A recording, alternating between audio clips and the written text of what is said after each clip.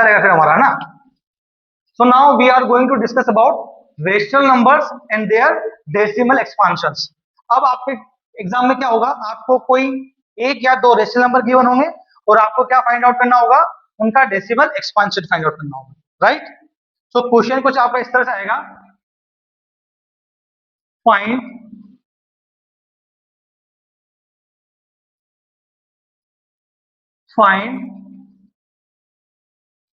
Decimal expansion of given rational number by using long division method। क्या लिखा हुआ आएगा, लॉन्ग डिवीजन। इस मेथड की हेल्प से आपको जो रेशनल नंबर गिवन होंगे उसको किस में कन्वर्ट करना है, डेसिमल एक्सपांशन में कन्वर्ट करना है। तो अपन सोल्व करते हैं, एग्जांपल लेते हैं 7 डिवाइड बाई 20, राइट। पहला अपना क्वेश्चन कौन सा रहेगा, 7/20। कौन सा मेथड यूज करना है आपको, लॉन्ग डिवीजन, जो आपका ट्रेडिशनल मेथड है वही आपको यूज करना है। कैसे यूज करोगे, ये यहाँ पे 7 आ गया, यहाँ पे क्या लिखते हैं अपन 20, 7 इज लेस देन 20, तो आप क्या करोगे, पॉइंट लगा दोगे, यहाँ पे क्या आ जाएगा 0 आएगा। इसके बाद 3 से मल्टीप्लाई करोगे, यहाँ पे कितना आएगा 60, देन रिमाइंडर कितना हुआ 10, फिर 10 इज लेस देन फिर 0, फिर क्या आएगा, ऑलरेडी पॉइंट है तो यहाँ पे 0 नहीं आएगा। देन अगेन कितने टाइम्स जाएगा,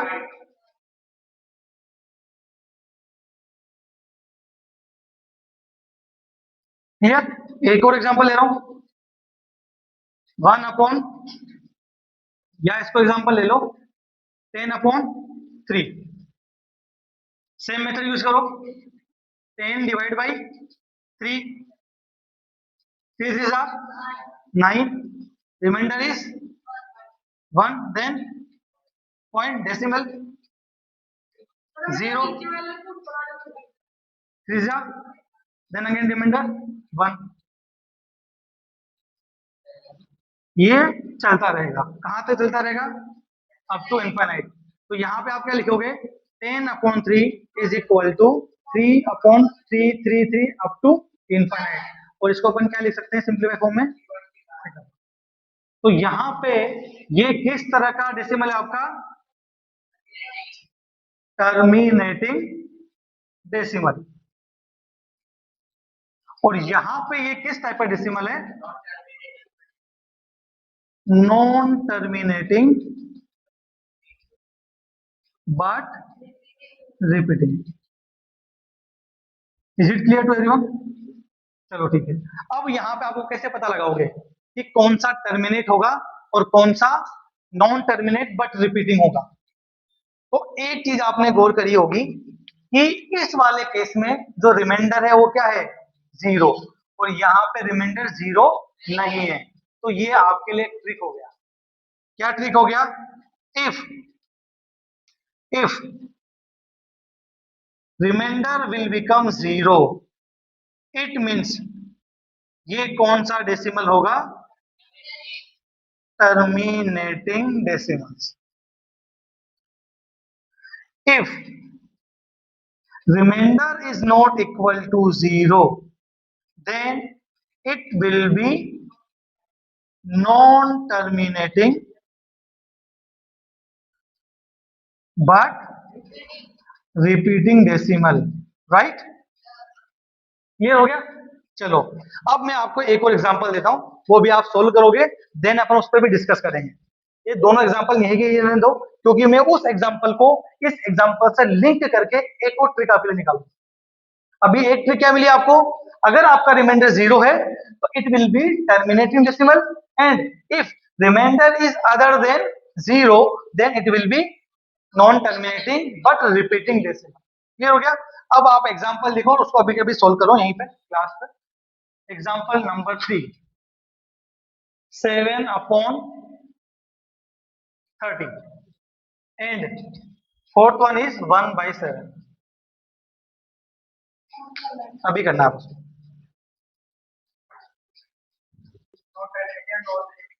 ठीक है, तो इसका हिंट कौन देना चाहेगा दोनों का, 7/30 का और 1/7 का? क्या हिंट है, टर्मिनेट होगा या नॉन टर्मिनेट? नॉन टर्मिनेट होगा, बिल्कुल सही। और ये वाला, ये भी नॉन टर्मिनेट। चलो अपन एक बार चेक कर लेते हैं। क्या एक और सी ट्रिक बताओ जिसको आपको बिना पेन उठाए पता कर सको? अभी तो आपको पूरा सोल्व करना पड़ रहा है, ये वाला आपने पूरा सोल्व किया तब आपको पता लगा कि रिमाइंडर 0 होगा तो टर्मिनेटिंग होगा, और ये भी आपने पूरा सोल्व किया तब पता लगा नॉन टर्मिनेट होगा। क्यों पता लगा? क्योंकि रिमाइंडर 0 नहीं है। बट जब आप ओलंपियाड दोगे तो आपके पास टाइम की बहुत ज्यादा कमी होगी, टाइम इतना होगा नहीं और प्रेशर काफी ज्यादा होगा। तो क्या आप बिना पेन उठाए पता लगा लो इन दोनों का, तो आपके लिए इजी रहेगा या नहीं रहेगा? ये तो चलो आपके लिए एक अच्छी ट्रिक बताता हूं। सबसे पहले आपको क्या देखना है कि जो भी आपका डिनोमिनेटर है, इधर इट विल बी 20, 3, 30 और 7, इनके फैक्टर्स आपको निकालने हैं। फैक्टर्स कैसे निकालोगे? 20 का फैक्टर क्या होगा? 20 के फैक्टर्स क्या क्या होंगे बेटा? 2 मल्टीप्लाई बाई 2 मल्टीप्लाई बाई 5। इसके फैक्टर्स क्या होंगे? 2 इंटू 2 इंटू 5। इसके फैक्टर, ये तो सिर्फ एक ही है, 3। इसके फैक्टर्स क्या हो जाएंगे? 2 इंटू 3 इंटू, जल्दी बताओ, जल्दी बताओ, 5 कितना हुआ? 3 इंटू 2 6, 6 इंटू 5 30। इसका ओनली फैक्टर है 7। क्या इन सब फैक्टर्स में आपने एक चीज नोटिस करी?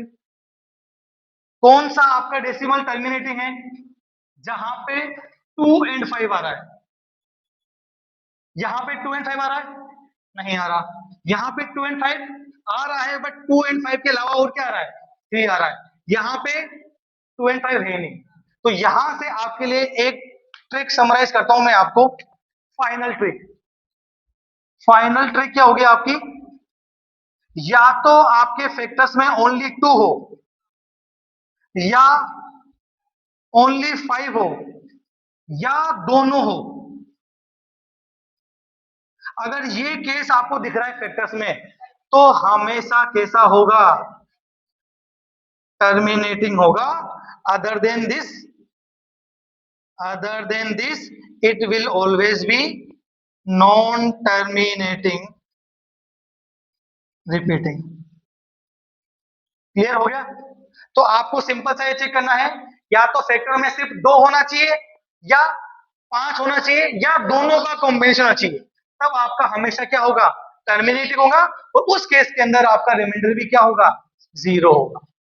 क्लियर हो गया? तो ओलंपियाड में अगर ऐसा क्वेश्चन आता है कि जो आपको गिवन फ्रैक्शंस है, वो गिवन डेसिमल्स है, इनका पता करना हो कि ये टर्मिनेटिंग होंगे या उसके अलावा होंगे, तो आपको क्या करना है? उसके फैक्टर्स निकालने हैं और ये चेक करना है कि या तो 2 हो, या 5 हो, या फिर दोनों हो। इनके अलावा जो भी होगा हमेशा क्या होगा? Non terminating. चलो अब अपन चेक करते हैं 1/7 का। ये तो बहुत ईजी है। इसका चेक करते हैं, 1/7 का अपन चेक करते हैं। इसको मैं रब कर रहा हूं। So find decimal expansion of 1/7 using long division method. ये लो 1/7, 1 डिवाइड बाई 7। क्या करोगे? 1 इज लेस देन 7, 0 8 कर दिया आपने। फिर क्या हुआ? 1 7, यहाँ पे क्या आया? 3, देन अगेन 0, 7 4 जार 28, 28 आपने लिखा, रिमाइंडर कितना आया? 2, देन अगेन 0, फिर क्या आएगा? 7 2 जार 14, देन रिमाइंडर इज 6। फिर आपने क्या किया?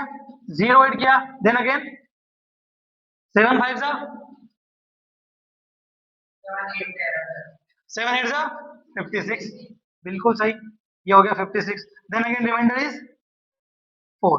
अब जनरली बच्चे क्या करते हैं? यहीं पे छोड़ देते हैं। सर ये तो क्या हो रहा है? ना तो टर्मिनेट हो रहा है, बार बार चल रहा है, ना ही कोई वेट रिपीट हो रहा है। आपने कर दिया आलस, आपके पास है टाइम की कमी। तो यहाँ पे आप क्या आंसर लिख दोगे? Sir it will be non terminating and not repeating. यहाँ पे क्योंकि कुछ भी रिपीट नहीं हो रहा, बट आपको थोड़ा और मेहनत करनी है, आगे जाना है। कैसे करोगे? अगेन 0 8 किया, फिर कितनी बार जाएगा 35, देन रिमाइंडर क्या हुआ 5, देन अगेन 0, अब कितना आएगा। अब यहाँ पे वापस क्या आ गया 1, मीन्स जहां से आपने स्टार्ट किया था 1/7 से वापस रिमाइंडर क्या आ गया, बस वहीं पे रुक जाना है, क्योंकि इसके बाद जब वापस सोल्व करोगे तो ये वापस सेम प्रोसीजर फॉलो करना पड़ेगा। वापस से 1 टाइम्स करके देख लीजिए, वापस क्या आएगा 3, देन अगेन 4, 2, 8, 5। तो अब आपका वापस पर्सपेक्टिव चेंज हो गया, ये जो वर्ड है आप बार बार आपका रिपीट हो रहा है। क्लियर हो गया, समझ में आ गया। तो ये किस टाइप का डेसिमल हो गया आपका, non terminating but repeating. Clear हो गया, तो ये कैसा आपका एग्जांपल हो गया, नॉन टर्मिनेटिंग बट रिपीटिंग। और यही केस तो रेशनल नंबर के अंदर आता है, यही केस तो रेशनल नंबर में आता है। आपसे क्वेश्चन में क्या लिखा है, convert these rational numbers into their decimal expansion. तो अगर आप यही छोड़ देते तो ये कैसा होता, non terminating and non repeating. अगर ये ऐसा होता तो ये क्या रेशनल नंबर होता, नहीं होता, ये क्या बन जाता, इरेशनल नंबर। तो ये चीज आपको याद रखनी है, जब तक जो आप डिवाइड कर रहे हो वो बार बार रिपीट ना हो जाए तब तक आप उसको डिवाइड कर सकते हो। तो ये क्या है आपका लॉन्ग डिवीजन मेथड, लंबा चलेगा। क्लियर, अभी आप फटाफट से अपनी नोटबुक में नोट कर लीजिए।